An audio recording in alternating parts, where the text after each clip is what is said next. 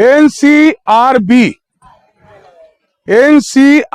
National crime branch bureau record के मुताबिक हिंदुस्तान में हर 8 मिनट पर एक बच्चा या एक बच्ची किडनैपिंग, ह्यूमन ट्रैफिकिंग या फिर रेप का शिकार होती है। मध्य प्रदेश में गुज़श्ता एक साल में 48,000 बच्चे, बच्चियां और लड़कियां गायब हो गई पुरस्कार तरीके से, जिनकी आज तक कोई रिपोर्ट नहीं लगी। हमारी हंसती खेलती मुस्कुराती खुशियां बांटती जिंदगी और खुशियां हमारे इन प्यारे मासूम बच्चों से होती है, लेकिन कई बार ये वैसी दरिंदे इन मासूम बच्चों की, इनकी हंसी, इनकी मुस्कुराहट सब कुछ छीन लेते। क्यों? क्योंकि कहीं ना कहीं हम लोगों से एक लापरवाही होती है कि हम हमारे बच्चों को वो जो तरबियत देना है कि अजनबी लोगों से दूर रहे। अगर कोई अजनबी शख्स, कोई अजनबी लोग अगर इन बच्चों को आकर कैडबरी चॉकलेट देता और ये कहता कि ये बच्ची कैडबरी ले और मेरे साथ में चल, तो हमारे इन बच्चों को इतना होशियार करो कि वो अजनबी हो, चाहे उनका खुद का कोई रिश्तेदार हो, मोहल्ले का हो, गली का हो, चाहे उसके जान पहचान वाला हो, यहाँ तक के उसके चाचा या सगे रिश्तेदार क्यों ना हो,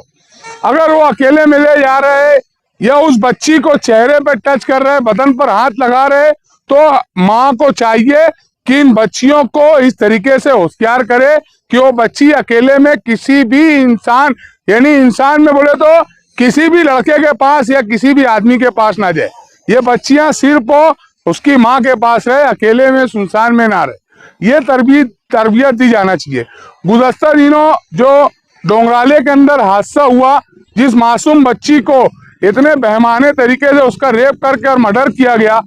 आज हम लोग अल खिदमत ख्वातीन ग्रुप और ख़ास तौर से लिल्ला चैरिटेबल फाउंडेशन के हमारे फैयाज अफसर साहब की काविशों से इतने सारे लोगों को जमा करके आज डोंगराले में हम उस बच्ची घर पर गए, और जब वहां पर हमारे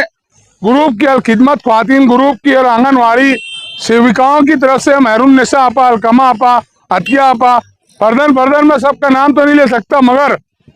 इन लोगों ने जब उन लोगों से सवाल किया बच्ची की दादी से, उसकी माँ से, तो बच्ची की दादी कहने लगी कि वो जालिम, वो वैसी दरिंदे ने उस मासूम बच्ची को इतवार के रोज तकरीबन शाम में 4 साढ़े 4 बजे की टाइम वो बच्ची घर के बाहर खेल रही थी और ये लोग खेत में काम पर गए हुए थे और माँ अंदर घर में घर का कुछ काम कर रही थी। उस वक्त तो दरिंदा आया और इस बच्ची को एक कैडबरी दी और कैडबरी का लालच देकर बच्ची को लिया और लेकर इसको लेकर गया और इसके साथ जो तो रेप किया और इसका बेहमाना कत्ल करके फेंक दिया।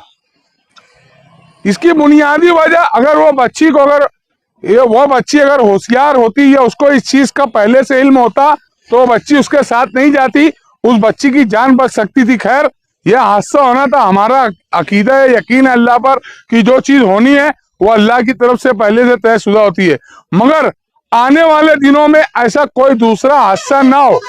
उसके लिए हमें कोशिश करनी ये चाहिए कि ऐसे वैसी दरिंदों से अपने बच्चों को पहले से होशियार कर देना चाहिए। अभी देखिए हमारे दरमियान में ये बच्ची है, इधर बेटा, मैंने इस बच्ची से, ये मेरे पास जब आई, मैंने इससे उसका नाम पूछा, इसने अपना नाम बताई, इसके वालिद का नाम बताई, माँ का नाम बताई, मगर मैंने जब इस बच्ची से इसके वालिद का मोबाइल नंबर, वालदा का मोबाइल नंबर, घर का पता, घर नंबर के साथ और मोहल्ले का नाम और मस्जिद का नाम, मदरसे का और स्कूल का नाम पूछा, ये नहीं बता पाई। अगर ऐसी मासूम बच्चियों को हम बचपन से इनकी तरबियत ऐसी करें, इनको हम ऐसा रेडी करें कि ये बच्चियां बचपन से ही कोई अजनबी शख्स के पास ना जाए, किसी की लालच में ना आए, तो ये बच्चियां इस तरीके से बच सकती हैं। बहरहाल, गुज़श्ता दिनों मोहम्मद कैफ का जो हादसा हुआ और अरसलान मर्डर केस, इसके ताल्लुक से भी किसी ने अभी तक के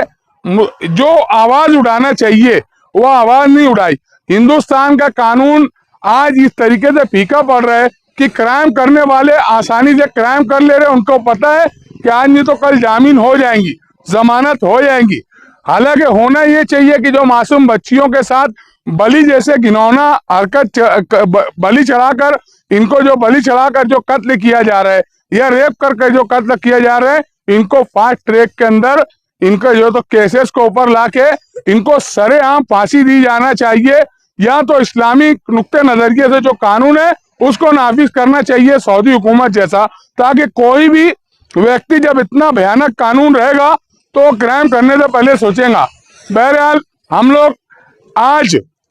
जो सानिया हुआ इस बच्ची का और मोहम्मद कैफ और अरसलान का, उनके गम में आज भी हम बराबर के शरीक है। और जब भी तारीख पड़ती है हम जाते हैं, और आगे भी जो इस बच्ची को इंसाफ के लिए हम इंशाअल्लाह लिल्लाह चैरिटेबल फाउंडेशन और खिदमत ख्वातीन ग्रुप, गुमशुदा बच्चों की तलाश ग्रुप, आंगनवाड़ी सेवक ग्रुप और 11 स्टार ख्वातीन group, MIC blood donor group और जितने भी ग्रुप हम लोगों के साथ जुड़े, हम तमाम लोग मिलकर इसके ऊपर जो है आवाज उठाएंगे और हुकूमत हिंद से ये मांगनी करेंगे कि इस दरिंदे को जल्द से जल्द उसको फांसी दी जाए। जज़ाकुमुल्लाह खैरन, निसान जज़ा। अस्सलाम वालेकुम।